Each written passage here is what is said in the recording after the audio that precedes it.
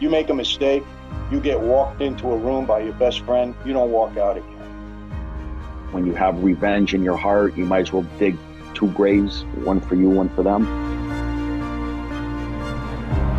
Takes you on a tailspin of terrible life. We all have past, but you can do something to present and future.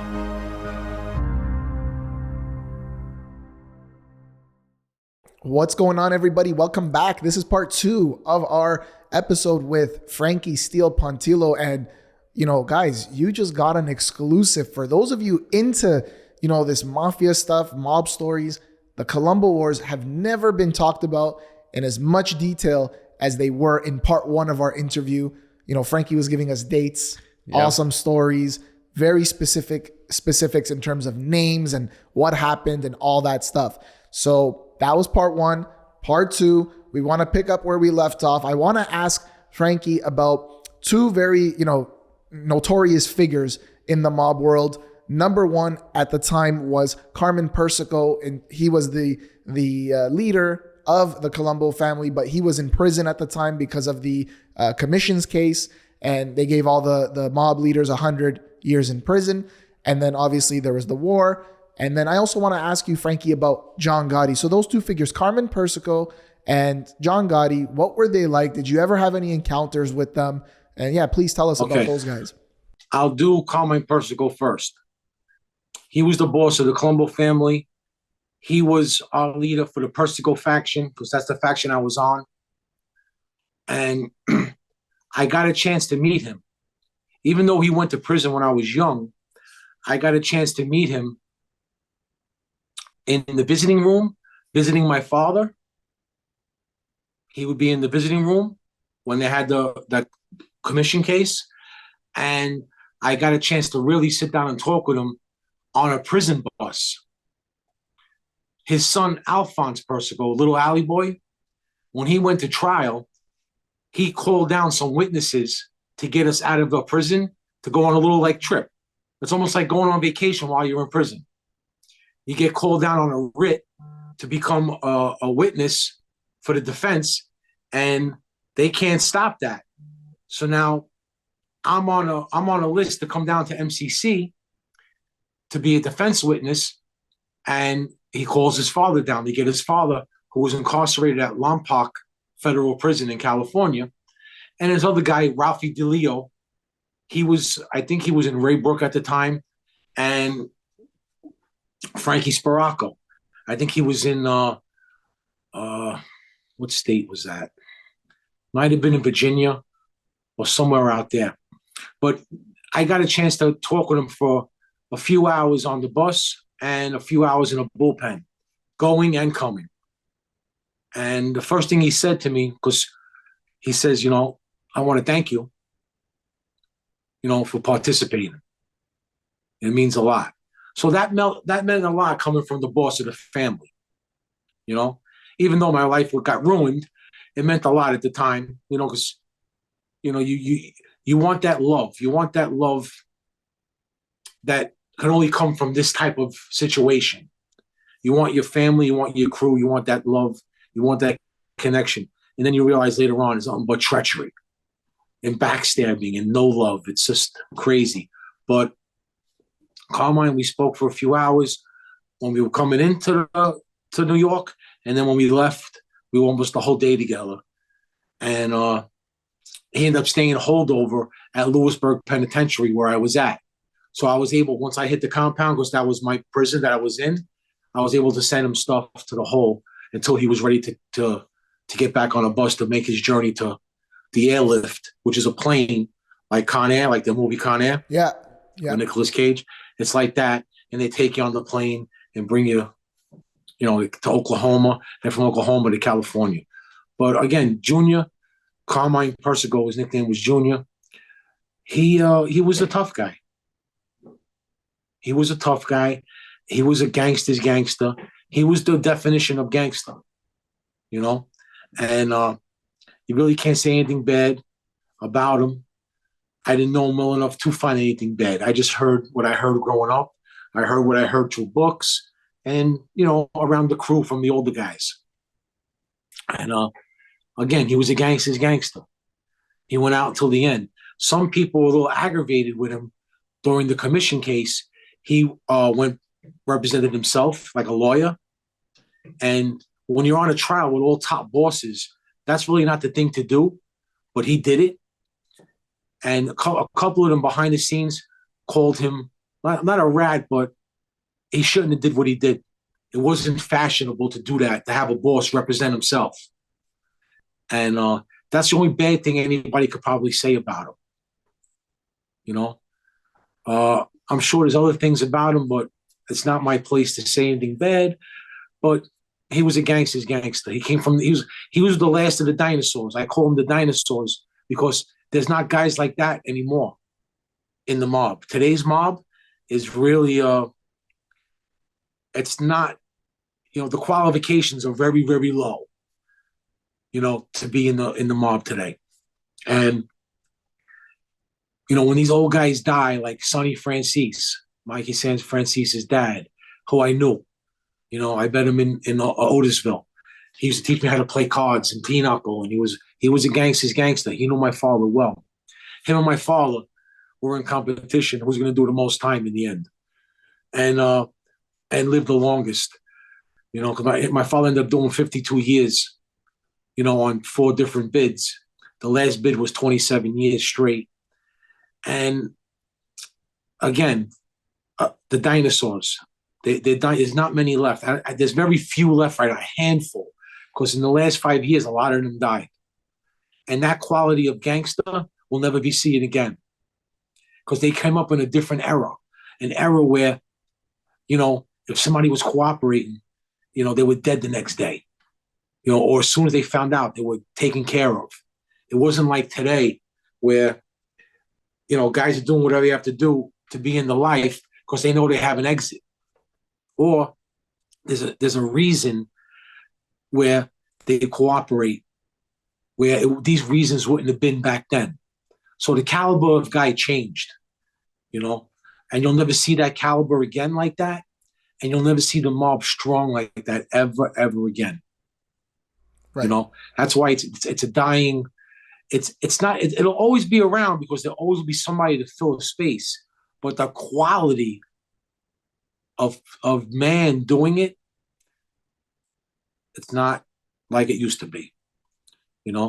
And as far as John Gotti, I know him. He was friendly with my father. They grew up in East New York, Brooklyn, off of Eastern Parkway in Brownsville. So they know each other since they're kids. And again, I would see him on visits. Besides seeing him in the street, I would see him a lot in the street also. Because I have a lot of family who are in that family and who are around it. And I would see him, and Sammy, especially out at night in different nightclubs. Whenever I'd see John or Sammy together, because they usually were together in the end before they all got sent to jail, I would see them in a place a lot in Manhattan called Regine's. It was like a high-end nightclub. And we had a connection in there with the fake credit cards. So it was Dom Perignon for everybody, And we would send bottles all over the place. $15,000 bar tabs. Just put it on the card, And it's lavish. Again, now John, he was more flashy. He liked, he was a gangster's gangster and went gangster to the end, in Marion and died alone. But again, he was a boss who got there for not the right reasons, but he put himself there by doing what he did with Paul Castellano and Tommy Bellotti. And again, I was in the cell with Johnny Caniglia, who was part of that hit. So I got good details of what happened and everything, because it was known after Sammy told on it and everything. But again, he was a gangster's gangster, but a little too flashy for the old dinosaurs, the ones that were before him, the ones that have dying off in the last, 20 years, 10 years, who actually made it to an old age. And he was a little too flashy for them. There was a part during the war where John, he thought he was going to be the boss of bosses, and he sent the list around to all his guys in the Gambino family of which Persico guys not to do business with during the war, trying to starve us. And they couldn't associate with us. Well, that list ended up back to us, and Greg had that list, Greg Scarpa. And he put John Gotti's name on the list and sent it back to the Gambino family, as a slap in the face. Because even though Greg was a top nonchalant informant, working both sides, and it's kind of a genius plan. He had a green light to do what he was doing, and he worked the government and drained the water out of the sponge for them as far as doing whatever they wanted. He was giving them information before Joe Valachi. He was giving them such great stuff that they had a blind eye of the stuff he was doing, where he was just earning and earning and earning and earning, millions upon millions upon millions of cash that he had to build a special vault in New Jersey to put it all. And again, they were covering their eyes on all the murders that he was doing because they needed the information. To get good information, sometimes in their mind, they have to turn a blind eye. So before I get into that, as far as John, he went out. We had the same judge, Judge Glasser, and he ended up getting convicted in June 1992. And he was set off into Marion, and he died, of cancer. And he went out like that, as a dinosaur boss would go out. You can't take that from him. Even though he was flashy, you can't take away that he was a man's man. And it went out like a gangster who was incarcerated. But to fast forward now a little bit, as far as the corruption, now. Sorry, Frankie, before you move on, sorry, I just want to backtrack. Sorry, I just want to backtrack real quick. So just talking about John Gotti and like Sammy the Bull. So when you would see these guys at the clubs, like, would you go up to them and like say hi? Like, how's the dynamic work? Yeah. I Like, would see them in the club. Naturally they'd be all dressed to the nines in their suits. And back then we wore our suits with the flower tie, with the long collar, like the Goodfella outfit from Goodfellas. And we'd be in this place, bottles of champagne, who's dancing with a girl, who's sitting with a girl. John and Sammy and a couple other crew guys, they'd be there drinking champagne. We send bottles over and go hello. And it was like good camaraderie, before the war, Got it. And so that's one thing I miss. I miss the camaraderie. Yeah. And since you brought him I don't up, miss anything else. I miss that. And since you brought him up, Sammy the Bull, because I ask a lot of I asked John, your friend John Elite, this question. I've asked Michael Francis this question, and there's kind of a consensus all around. Like, he was who he says he was. And was that, is that your perspective as well at the time? Was Sammy who he was? He definitely was a tough guy. He was known in my neighborhood. He had a bar on 18th Avenue called Tally's, and I would see him there, and I would see him at a couple of different clubs in Bensonhurst. He'd be visiting once in a while, and he had a place on Stillwell Avenue where I would see him, where he had a construction office too. But as far as him being a tough guy, yeah, he was a tough guy. Did he do all these different things, all these killings? I don't know. I wasn't there. But as far as reputation in the neighborhood, he was a tough guy. And Sammy, before he was a Gambino, he was with the Colombos.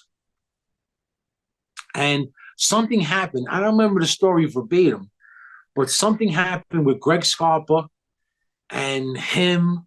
And I don't know what took place, but he ended up getting pulled over to the Gambinos. He got released. But he originally started out with us. I remember. I don't remember the details, but I remember him saying that story. I forget the details, but I remember that. Yeah. He was a Colombo first, and then he got released, and he got pulled over to the Gambinos. And that's how that went down. But again, he was a tough guy, so there's no taking that from him.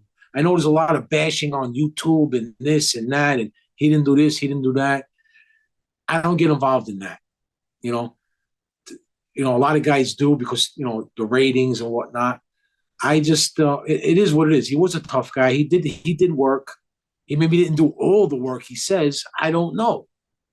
All I know is what people talk about on YouTube, like you guys listen to too. But I know a couple of inside people who could tell me the real deal. But I really don't.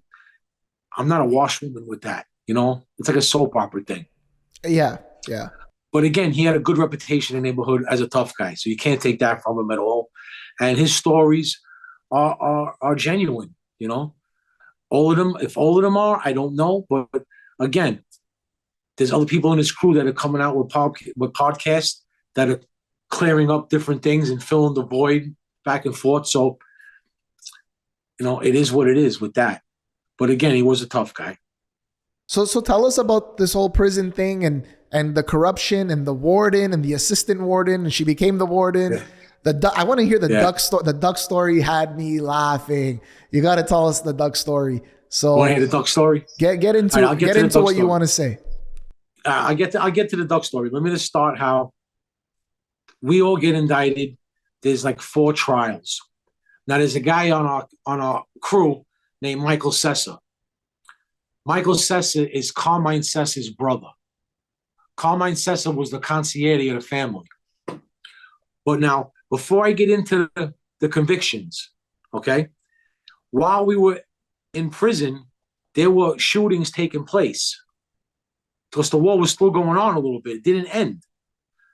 And I came in June 10th. I became a fugitive June 10th, 1992. And then a couple months later, I came in. Now, on October 7th, 1992, Stevie Mancusi, he gets killed. He was on the Persico side, but really wasn't active. He just got killed where I think somebody wanted to kill him, and they used the war as an excuse because they couldn't get the okay. So they ended up killing him during the war. And this became collateral damage. And in December 1992, a guy, Richie Capicano, he ends up getting shot and wounded. Okay? And then also that same month, an unrelated thing with Greg. I told you, got his eye shot out, and then he gets brought in. And the last couple of murders in the war we're already convicted, but the last one for the war was May 17th, 1993. Jimmy Randazzo, he was killed by the Cagno brothers, Rocky and Ray Cagno.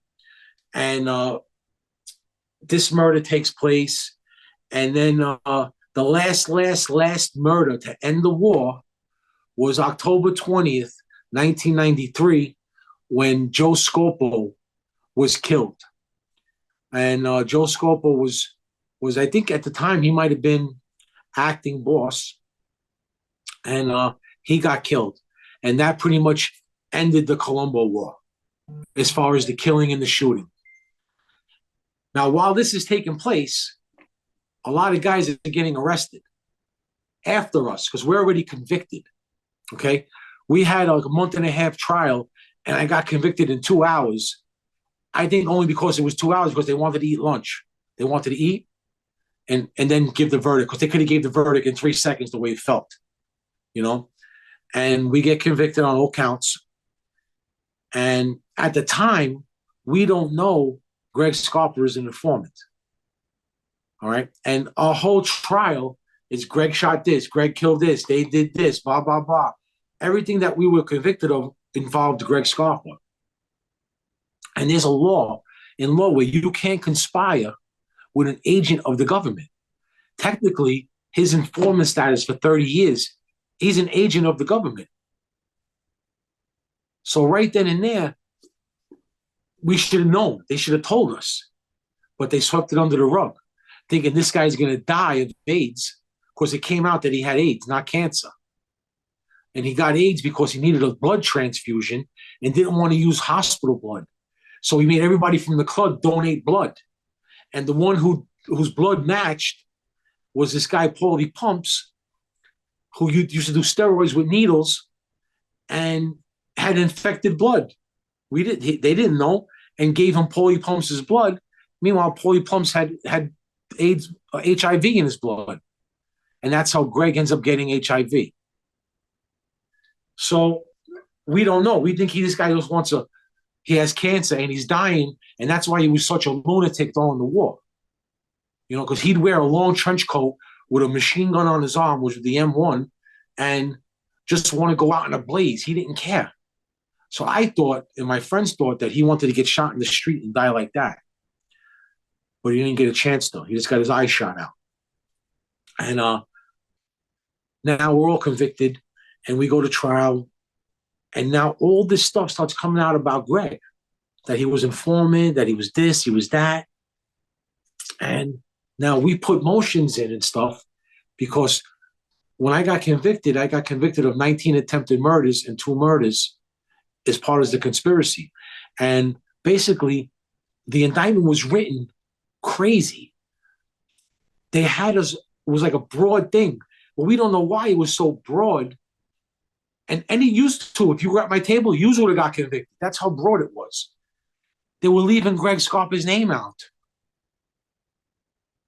So now all this stuff comes out, and Judge Glasser, we put a motion in to go from life, which was for the Nikki Black murder and this other murder that had nothing to do with me.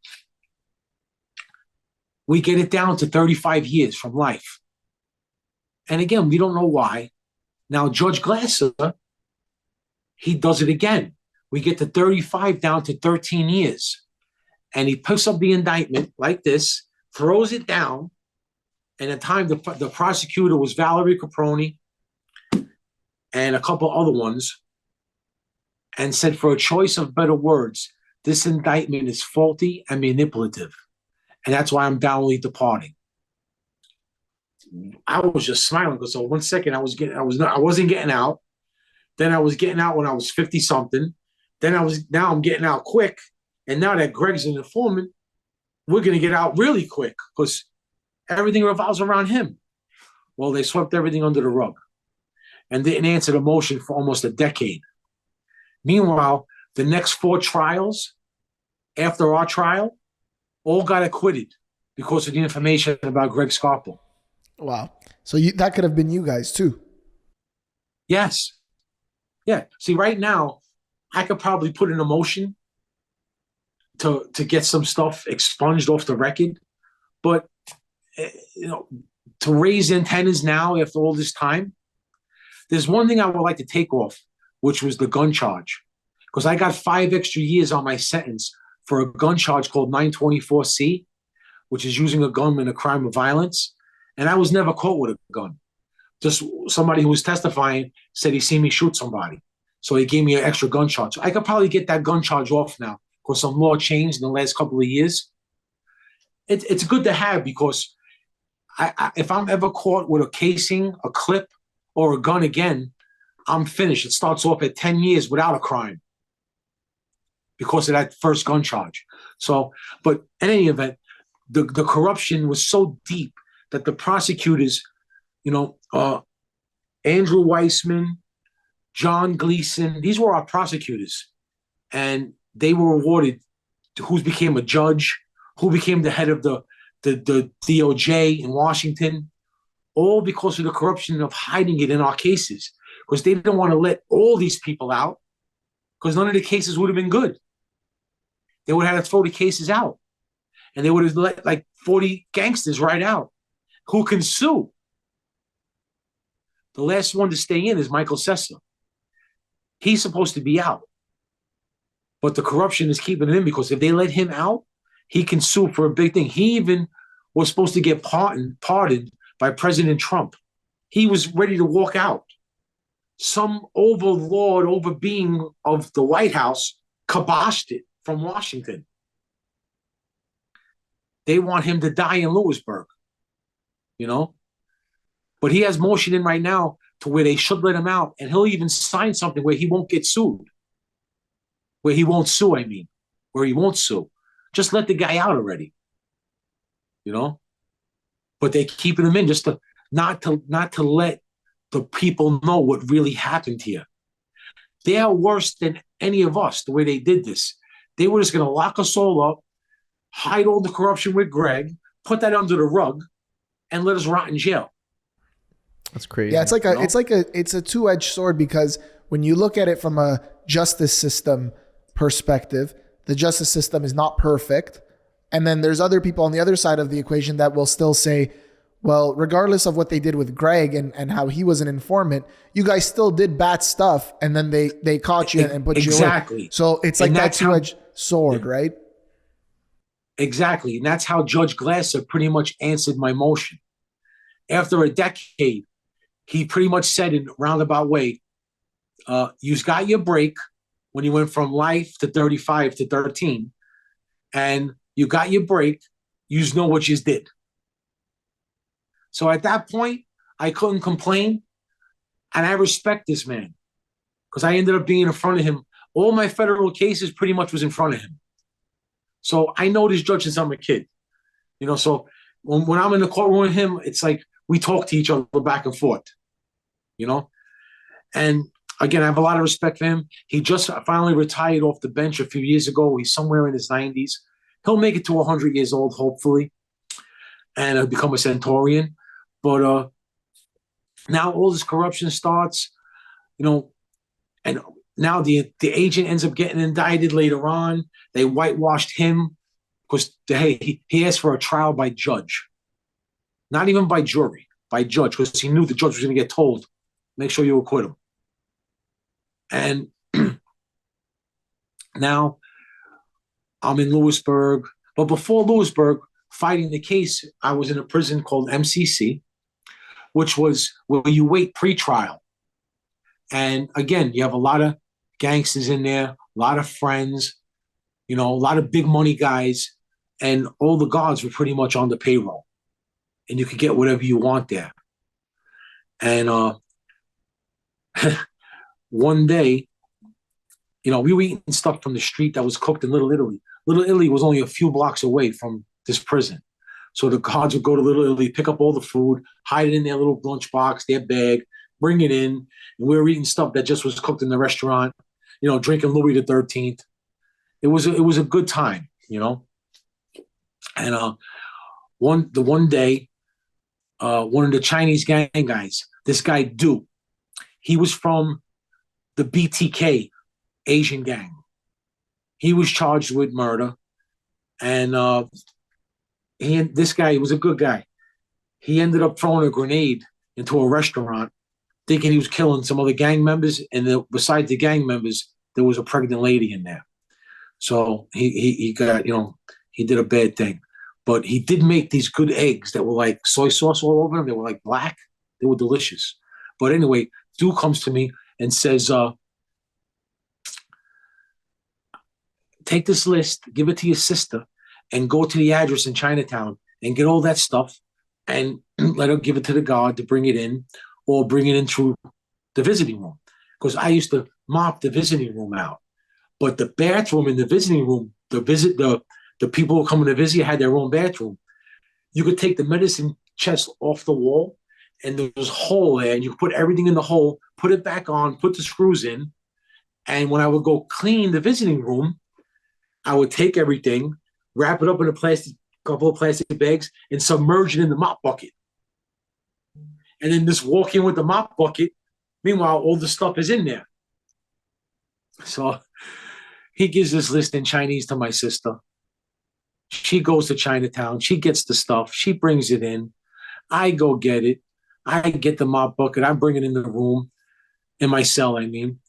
And I'm putting the stuff around, and I see these two like little wrapped up seal meal things, like little balls. And I see it looks like meat. And then I crack one open, and then I see the duck head. And then I grab the head, and then all of a sudden the ball just unfolded, and the duck was just like this in my hands, like a hanging duck from the Chinatown window. You ever see that? Yep, yeah. We have them here. You have the duck. You have the Chinatown places in Canada. Oh yeah, yeah. You got everything. Oh, good. There. So now whatever you want. It's not cooked. I got a raw one. Yeah, hanging. Yeah. And there's another one. So now I'm holding them by their necks. I got two ducks dripping into the toilet bowl. Okay, because they're still a little juicy. So they're dripping into the toilet bowl. And I'm like, all right, they're going to make duck. I haven't had duck in a while. So all of a sudden I hear shakedown. And I'm like, oh, God. That's the worst timing ever. So now I got to get rid of these duck because there's no way I could get them to the Chinese guys now because there's offices in the common area blocking my tier. So I can't get past them. So now I have a tuna can bent, and that's my ginsu knife. And I'm there trying to cut the neck off, the feet. I'm cutting the duck, and I'm flushing it. Cutting. Blood's everywhere. I get a towel. I got the duck on the thing. So now it's like a massacre taking place on a little stool in my cell. And my celly's looking at me, and he's trying to cut a duck with me. And we're getting it down. I'm flushing it. I'm wiping stuff up. I'm washing the towel, but there's blood everywhere. But not a lot of blood. It's like a burgundy. It's not like a fresh kill. This thing was killed and drained, but it was still a little juicy. So I got a little blood everywhere. So now I'm cutting this duck up, and now the toilet starts to bubble, going blah blah blah blah blah blah blah blah blah blah blah blah blah. And I look, and all of a sudden the little foot comes up, and it's looking right at me. This little foot. So now I'm flushing it again. No. All right. Blah blah blah blah. It comes up. Now I flush it again. I'm throwing toilet paper trying to block it now. And now I have to get out. I clean up and I have to get out. Because now they're like walking down. I hear the keys coming. I have no more time to stall. And I get out. And now they shake down. We're all in a different area waiting. And then after it was all over, all right, back to your cells. And then I hear my name, Pontillo, office. So I go to the office, and the CO goes, you got to go to the lieutenant's office. So they cuff you in the front. You're not cuffed in the back. You get cuffed in the front. And then you're brought out on an elevator down to the second floor, and you go to the lieutenant's office. So now I walk in the lieutenant's office, and there's a couple of old-timers there that were on the payroll for food and stuff, so they know what time it is. And there's a woman who I never saw before. Her name was Susan Galinsky. And she was the assistant warden of MCC at the time. So now I see the pasta, the garlic, the little bottles of olive oil, a couple of things like in Chinese. I don't know what it was, some tea. And I see the duck foot. I'm like, oh, God. It's standing right next to a head of garlic, like laid out. So they're asking, the guys aren't really talking. The woman is talking. She's like, where did you get this stuff? I go, this stuff came from Otisville. It's from the commissary. The other stuff, the garlic came from downstairs, and the chicken. And I hit it with my hand, cuff, boom. And it sent the duck foot right across the desk into the bucket. Like there's a garbage there. It was like a perfect basketball shot. Boop. And I go, the chicken came from downstairs. And she starts yelling at me. Basically, like you thought like she brought it in or whatever. She was like yelling at me, like very taking it personal. But she was like, you're going to the hole. I was like, all right. Now she gets up and storms out. The lieutenant, before we go to the hole, because now they got to take my cuffs from the front and put it in the back. He's uncuffing me and says, she's a fucking idiot, right? I go, yeah. He goes, everybody knows that's a freaking duck foot, not a chicken leg. That's hilarious. You can see the webs. You can't miss it. It's all stuck together, yellow. Not a claw, but just the web. So I end up going to the hole, come out a few days later, and everything's back to normal. They got a whole bunch of food from Little Italy waiting for me, some wine, and we're doing good. So that's when I first run into Susan Galinsky as assistant warden. Fast forward through the years now. I go to Lewisburg. Now my points drop. I go to a medium facility. I'm not in maximum security no more. I go to a medium security. Now I go to medium, and then something changed in the federal system, and overnight everybody's points went down, and now I get sent to a different facility closer to home in Allenwood, Pennsylvania. I know Allenwood. All my friends are there. I can't wait to get there. I'm sitting in the bus. This guy can't drive fast enough. Get me to this prison already. You know, they're making stops. They're going to the bathroom. I just want to get there. You know, because all my friends are there. The whole neighborhood's there. So, you know, Johnny Light's there. You know, a lot of people are there. So I know the place is opened up. It's going to be good, you know?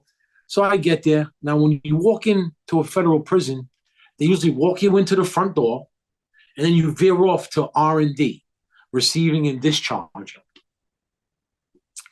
And I got my stuff, and I'm walking through, and there's a wall in every federal prison of who's who.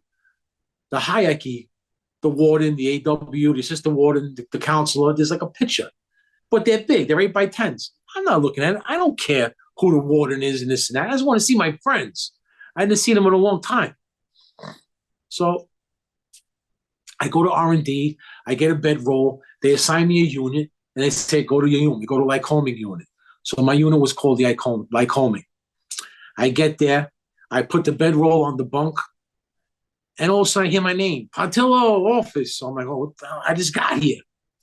I go to the office, and the CEO says, the warden wants to see you in the chow hall. It's lunchtime now. Just go, because the unit was called already. So I walk to the chow hall in the cafeteria. I walk there. You know, it's a mess hall. All prisoners sitting at the tables, with 2 lines in with 2 entrances, and the middle is the exit. You come in either this left side or right side. You cut your tray. You go through the line. You get your slop, and then you go to your table. You go to the tray, the drop off, and you walk out the middle. All right, so that's the setup. So I walk in the door. I make 2 steps in. I scan the room, and there's the woman, Susan Galinsky, and she's going like this to me. No way. Oh my gosh. So right now I'm dying inside. I'm like, this lady's still alive, you know. So I'm like, I go over now, and I go, hi, Miss Galinsky. She goes, hi, Frankie Steel. How'd you get to my prison? Oh my god. I go, I didn't drive here myself. I was sent here, you know. But I said, listen, you're not even gonna know I'm here. I'm on movie mode right now. I write screenplays. Yeah. So I tell her that. And I go, you're not going to hear a peep out of me. She goes, well, listen to me. I'm going to tell you now. She goes, come here. And she goes, whisper like talks very low. She goes, you're not going to turn my prison into a circus. Do you understand? I says, you're not even going to know I'm here. And now I walk away. You should have said, no chickens this time. Yeah. So no. So now I don't know I'm at this prison. A few days later, she's got an outside investigation on me because there's an investigation going on with the corrupt cops in that prison, bringing food in and bringing stuff in already. So she knows the Italians are doing it, and she knows I'm going to find out who's doing it. And before you know it, I'll be getting my own stuff in. So she did play. That was a good play on her part. You know, it would suck that I got caught, but it was a good play on her part. So if you're listening, Susie Galinsky, you know, that was a good play. Yeah. So now I don't know this. I go see all my friends. Everybody's there. The Philadelphia guys are there. The Brooklyn guys are there. The Bronx guys, Queens, Long Island, Staten Island. Everybody from the neighborhood's there. Johnny Light's there. And a couple of friends from my crew are there. And they were like, you know, come back to this cube after count. So I go to the cube after count, and it was like little dorms. So I go in there. It was like being at a restaurant. They had a full antipasto out. Prosciutto, salami, provolone, mozzarellas. This one guy had salamis hanging from the fire thing, if the firelight, the pipe, the red pipe. You know, the red pipe, you know, if there's a fire, the sprinkler goes off. Yeah. He had salamis and dry sausage hanging from there. Italian bread, hot peppers. I'm like, I thought I died and went to heaven. But it's been a while. So now I'm eating antipasto. Listen, I turned beet red. I was having a sodium blowout. I couldn't get in fast enough. You guys were eating good, man. Holy. Yeah, so now I'm eating this hot cherry peppers. I know my ass is going to pay the price in a few hours. I don't care. I'm just popping these hot cherry peppers down. I know fire is going to come out of me. But it was just so good. You know, the high heel hernia, I didn't care. I'll take the acid reflux. Just give me the hot peppers. So we go. I eat everything. Now I grab a couple of guys. And I'm like, all right, who do we got here? I need to send a couple of packages in. So John tells me who we got. My other friend tells me who we got. And before you know it, I'm sending the guy money and I'm getting my own stuff in. And we're eating good, real good. I mean, if I knew I was going to get caught and pay the price for many, many years in the hole after this, which I'll get into, I would have got some other stuff in a little better, a little more. But in any event, food, steroids, like products that I seen on infomercials, like in the middle of the night, the cop that was on would let us stay in the TV room. And then for the count, he would just count us there. He was good because he was on the payroll. We didn't have to stay in the cell. So, after a certain time, there's nothing on TV except infomercials. So I'm just sitting there clicking the clicker, watching infomercial after infomercial. I said, I need that. I need that. I need that. So now I got this guy bringing me not only food. I was on the Atkins diet. I got him bringing me whole turkeys, whole fishes in his suitcase, all cramped up in the suitcase, duffel bags with chickens. I was just getting all kinds of stuff, lobster tails, salami, mozzarella, you name it, we had it. Now I start getting infomercial stuff. It's December. I look white as a ghost. I come out of the coffin. I need tanning bronzer. So now I get this tanning stuff, right? It's called spray tan. And I just saw, I look like I just came back from Jamaica. Everybody looks like they're dying. It's midwinter, snow's up to my neck, and I'm black. So now the yard has so much snow that we have to play handball indoors. So I just get all brown, and I'm looking like I just came, from Bermuda, and I go to start playing handball. All right? Not realizing this stuff is going to start dripping when I start sweating. So I'm playing handball for like a few minutes. All of a sudden, what was this guy's name? Oh, God, Fig. His last name was Figueroa. His name was Fig. Or Fig or something. He goes, what the fuck you got on your face? I go, what do you mean? I look good? He goes, you got drip marks everywhere. It's dripping.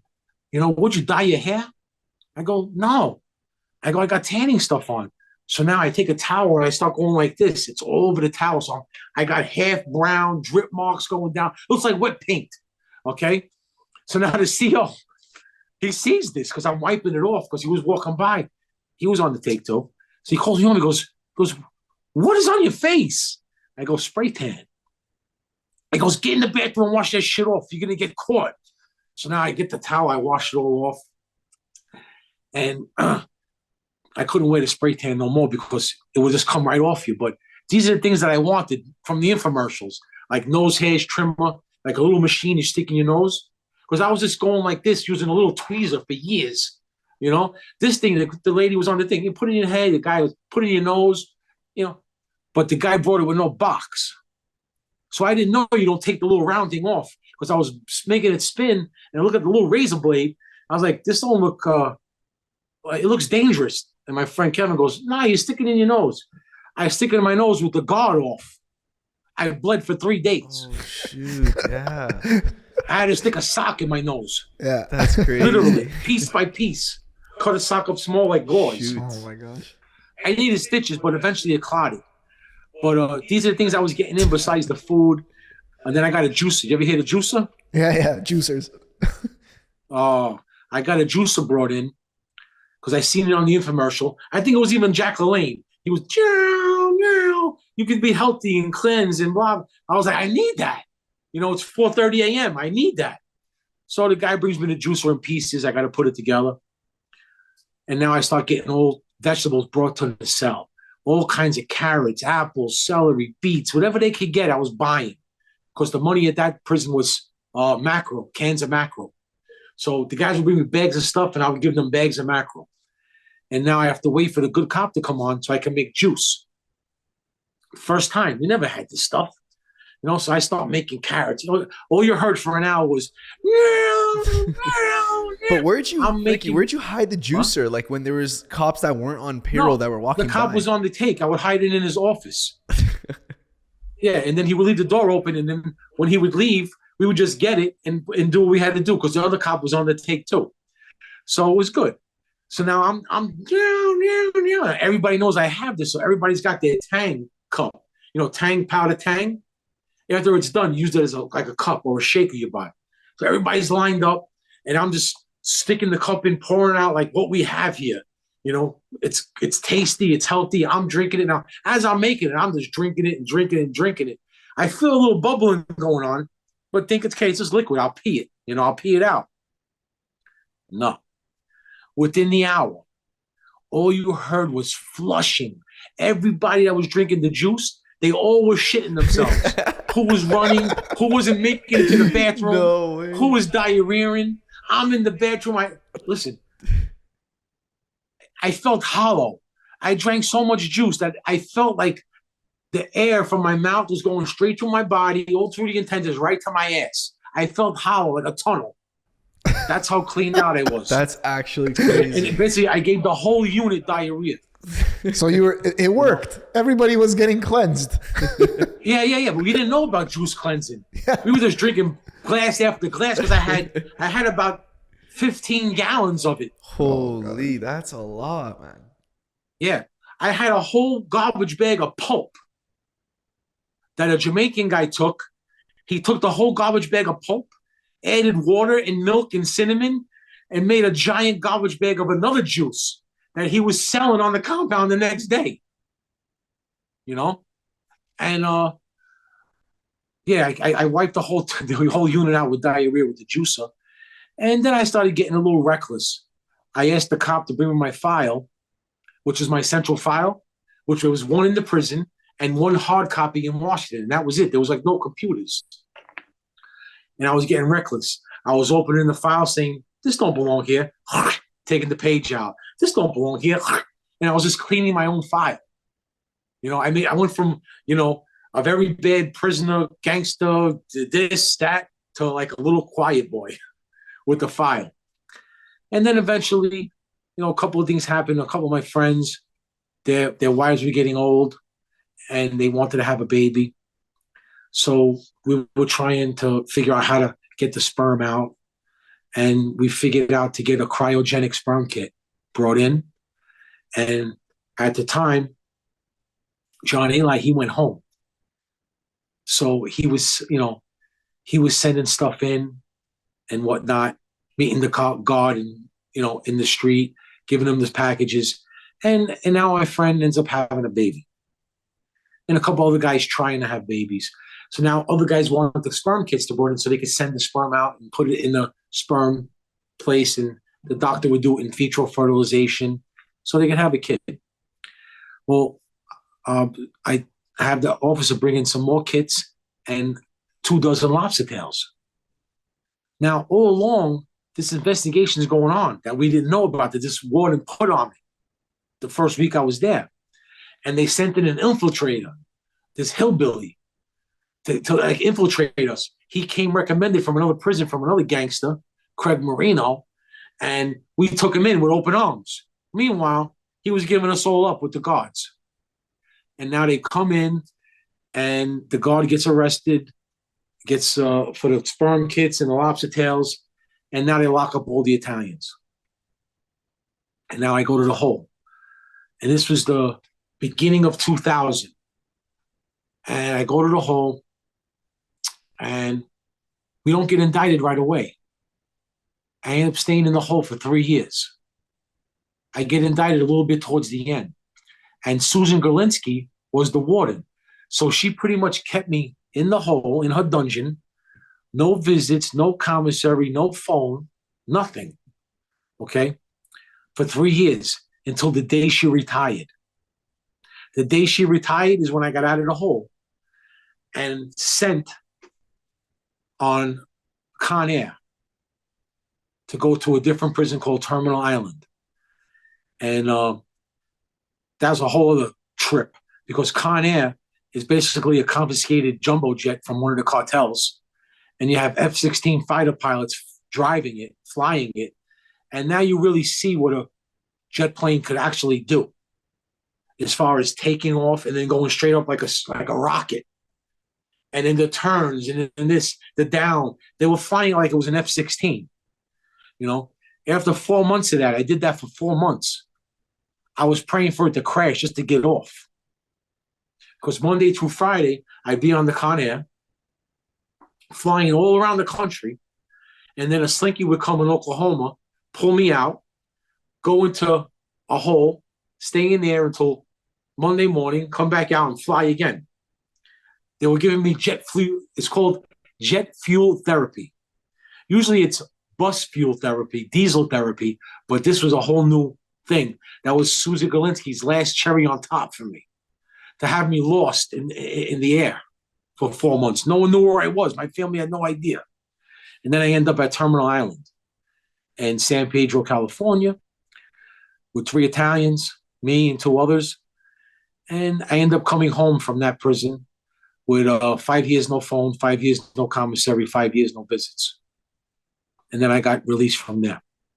And that was the thing. And during that time, while incarcerated, I learned how to write screenplays. And I enjoyed doing that. So I wrote a few movies. And I ended up writing the whole miniseries for the Scarpa story. So now you have a miniseries written by an actual participant. And plus all the stories I hear from all the other guys who were around when I wasn't even born yet. And I made a whole miniseries, 800 and something pages in script form, ready to go. You know, and a couple other good screenplays. And then I had some ideas for different shows and stuff. And that's what, you know, brought me to where I am now.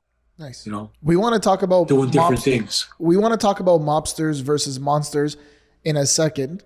I personally have like another question. Did you want to ask? Yeah. I just wanted to ask something. So I know, like, I don't know if you've watched the Michael Francis and Jordan Peterson interview on YouTube that he has, but he was talking a lot about being in the hole and how it was just terrible. It wasn't anything that helped him. It was actually very tough on him. Give us your insight. Like, what was going on in your head when you were in the hole? I think you said for 3 years, right? Yeah, I was in that hole for 3 years, then the Con Air for 4 months, and then 6 months in the hole at Terminal Island. Then I got released to a compound. But when you're in the hole, you know, she was very vicious with us. She spray painted our windows black, so I couldn't see out. She would keep us in the dark for 2 weeks and then put the light on for a month. You know, so it was, and she would come by every Friday, open the little trap door, look in, and say, "Are you going to tell me who else is corrupt on the compound? Where are the offices?" I would say no, and then a little thing would close. I wouldn't see her for another week every Friday because she wanted the other offices that were on the compound. You know, she didn't know who they were. And again, getting cut off from your family is hard, you know? And I happened to lose somebody very close to me as far as I was engaged to her. And because of, they kept bringing her to grand jury after grand jury, and she just was starting out in a very good job, you know, and there was no contact, no visits, no phone, no letters. It kind of like broke that relationship up, you know? But we still kept close to this day. And we end up refining ourselves later on in life to now. But it's hard being in the hole away from everybody. Like, I didn't know 9/11 happened until 3 weeks later. You know, I didn't even know, you know? But what it is, you know, after the first year in the hole and you realize, okay, this is what it's going to be, you end up getting a routine where you're in your hole, you'll wake up, you'll do like 8 paces forward, 8 paces back, 8 paces forward, 8 paces back for a few hours. You'll do push-ups for a few hours. You know, you'll try to keep yourself, you know, sane. You'll read a lot of books. Like the book card will come around with the same book. So you end up reading the same book 30 times, you know? And you find yourself, because there's a lot of inner strength. A lot of guys can't handle the whole. You know, it's all about the individual and adapting to the situation, you know? And once you find it in yourself to adapt to the situation, realize, okay, you're here, this is what it is, you got to ride it out. and now years start passing, now you're in the hole the first year. You're like, all right, it can't go on much longer. Now you're in the hole the second year. You're like, all right, it's definitely got to end up soon. Now, in the second year of the hole, I kept telling her, if you're going to keep me in here, indict me. Give me an indictment. She goes, yeah, it's coming. So, like at the 2.5 year mark, I finally get indicted for bribing a public official. And I get a whole new case. So I ended up turning the bid into 15 years. And they took away all my good time and gave me an extra 18 months on the sentence. So I ended up finishing out at 15 years straight. And then I got out. But, a lot of people wonder, like afterwards, how'd you stay in the hole that long? But there's a lot of people that are in the hole way more than me. But it's up to you to find the inner strength to endure the solitude. I really enjoy it.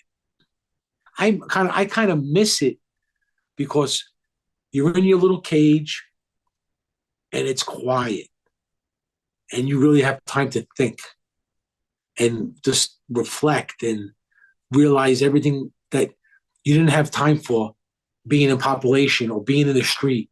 You have actual hours upon hours upon hours of thought and a lot of talking to yourself, but not talking out loud, talking to yourself in your head. And it makes you stronger. It makes you stronger. And that's what got me through it, thinking and just talking to myself and staying sane, some people can't. Some people, they go to the hole after a week, they're crying, they're trying to hang themselves to get out. A couple of people hung themselves when I was in the hole, But it's all about the individual, One last question from me. I want to ask you, because I heard towards the end of your last interview with John, you're talking about this and the impact that it's had on you and then the life and all those kinds of things. So if you had to narrow it down, I know you said at the beginning of part one of our interview, you have a lot of regrets, but if you had to narrow it down for anybody who's listening right now, who could be in that life right now or is thinking about going down that path, and what's in it for them, what would be one of your biggest single regrets that you had in your life that you would tell them, avoid this, and this is my single biggest regret out of many? What would that be to help somebody either get out of that life or avoid that life? Well, for me, I was asked this question one time before, and I have regrets about what happened, but I wouldn't change what happened for anything, because one, if I would have changed something back then, the path that I took wouldn't end up where I am now, and I wouldn't have had my daughter. You follow? Because my daughter's 8 now.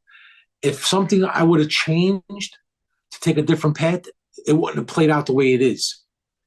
So I wouldn't change it, but I regret the time that I lost, wasted in a cell. Because time is precious. Money, you can make money. Time is the most valuable thing a person could have. Because, again, every second that passed through this interview, we're never getting it back. Every second, every year that passed in your life, you're never getting it back. And tomorrow's not guaranteed. I could drop dead right after I shut this iPad off. You could get hit by a bus outside the street. You don't know what tomorrow is going to bring. So the regret I have is the time that I wasted in a cell. Because that's something that you don't realize the value of it. While you're out there doing crazy things in this life, you're just on crazy mode, thinking, you're invincible and you take time for granted. I wish I could get those years back, And as you get older in life, you realize just how more and more money doesn't mean nothing. Health and time. It's time and then health. That's the most that means everything. And that's the regret I have. And anybody who's in the life understands what I'm saying, who actually did time. And the ones that are in the life that didn't get to do time, if you're lucky, you might not, but eventually you probably will. And anybody today who's in the life or is thinking about doing wrong, not even in the life, just crime, period. The government has too much technology. You do not have a shot. You might get lucky and get a little bit of a run, but eventually it's going to come crashing down because nothing lasts forever. And then you're going to waste your life in a cell or worse, dead. And anybody who's thinking about this is what I would tell them. I would tell this to anybody today. If you're in it, get out. If you're looking to go in it, don't bother. Because the technology today, you do not have a shot. You might get lucky, like I said, but in the end, it'll catch up to you. Yeah. Yeah, good advice. And we want to close up the show, but first, tell us about Mobsters versus Monsters. You guys can check out Frankie's Instagram page. It's Mobsters vs Monsters. And tell us about that. And then tell our listeners how they could connect with you as well. Okay. Mobsters vs Monsters is the title to a show. And you could either follow us on Facebook and join the group, Mobsters vs Monsters, or on Instagram. And basically, the show is a paranormal show. Because during prison, I read a lot of paranormal books. I would read paranormal stuff and true crime stuff. Those are my two favorite topics. And a friend of mine who was in my cell, Paul Sheedy, he's on the show with me. He's seen a UFO. And I'm close with this guy, and I believe him. And I believe there are UFOs. I believe there's alien life. I'm not a crackpot. I did a lot of reading and research on this. I believe in paranormal. I believe in ghosts and spirits. There's a lot of research I did on that and actual investigating on that, which makes me a believer.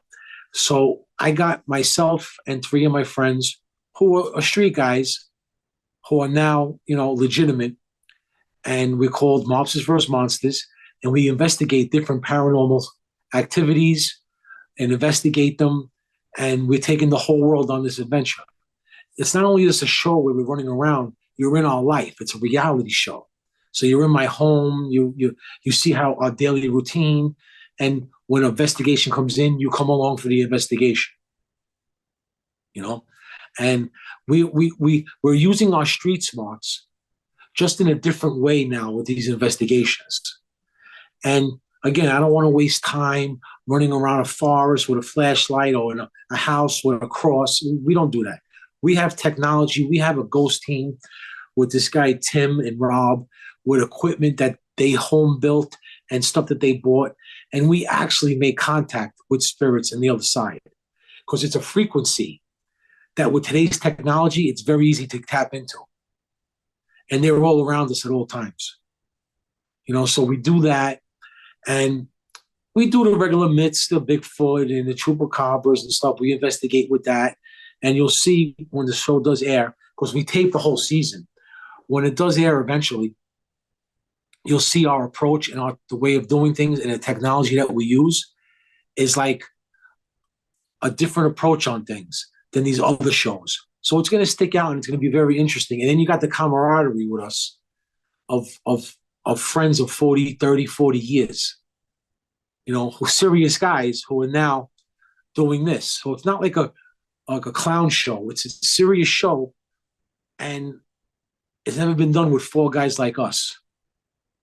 You never had four ex-gangsters running around contacting spirits or chasing a Bigfoot or doing an investigation on a UFO. So it's interesting. Then we have a mobile command center. I converted like this a bus into a mobile command center. We travel around in this thing, and we show up with the team, and we really get the job done. It's really, really. I'm not saying because it's my show, but it's really interesting. And you'll die because just the talking back and forth with us and the craziness. It's funny to us. It's normal, but to an outsider, it's hilarious.